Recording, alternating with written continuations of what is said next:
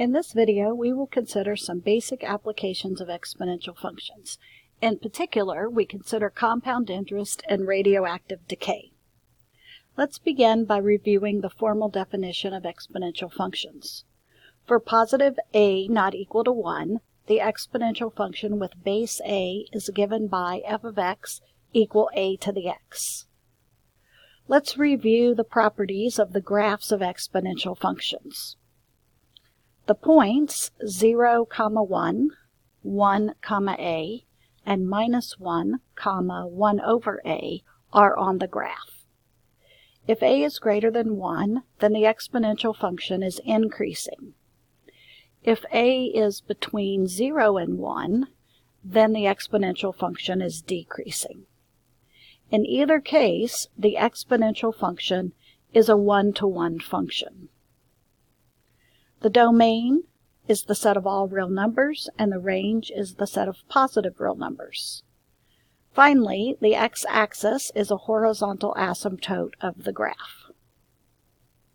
So now let's consider two of the most basic applications of exponential functions. One is compound interest.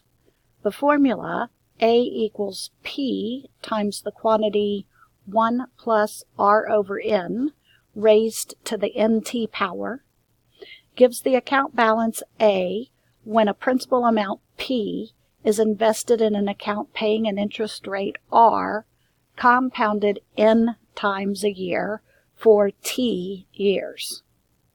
In compound interest, a portion of the interest is paid periodically, and then that interest earns more interest. If the interest is compounded quarterly, then n equals 4 times a year. If the interest is compounded monthly, then n equals 12 times per year. Recall also that the interest rate R must be expressed in decimal form for calculations. The second application we will consider is radioactive decay. We use the formula A equals A sub 0 times 2 raised to the negative t over h power to find the amount of a radioactive substance remaining from an initial sample of A sub 0, where h is the half-life of the substance and t is time in the same units as the half-life. Recall that the half-life of a radioactive substance is the time for 1/2 of the initial amount to remain after decay. Let's first consider a compound interest problem. Suppose that $5,000 is invested at 4% interest compounded monthly. Find the amount in the account after 6 years.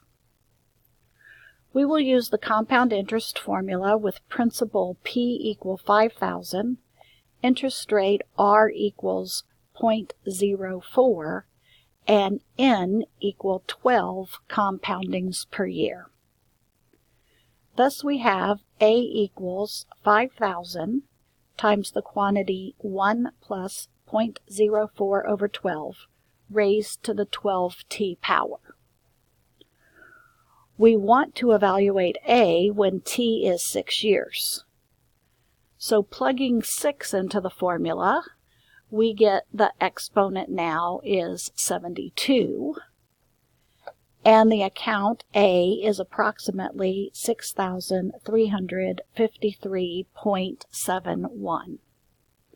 Therefore, the account balance is $6,353.71 after 6 years. Notice in the money problem involving compound interest, we round the final answer to the nearest cent. Now let's consider an example of radioactive decay known as carbon-14 dating.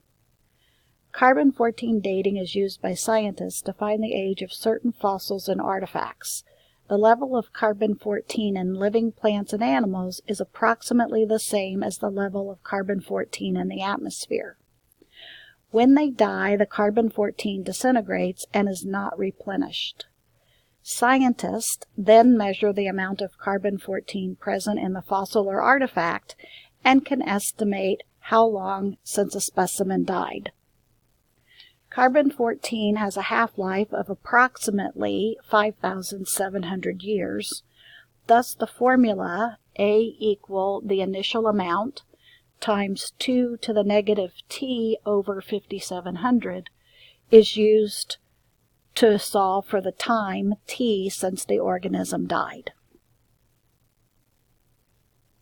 Let's consider a more basic problem in which we know that 400 grams of carbon-14 was present in an organism when it died, and find out how much carbon-14 is present in the specimen 2,000 years later.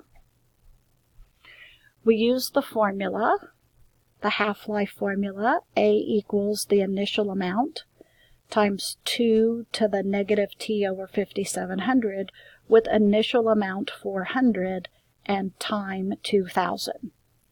So we have an evaluation problem. We plug in time equal 2,000 and get approximately 313.64 grams. Thus, there was about 313 grams of carbon-14 in the specimen after 2,000 years. The two examples we've provided in this video essentially require only function evaluation.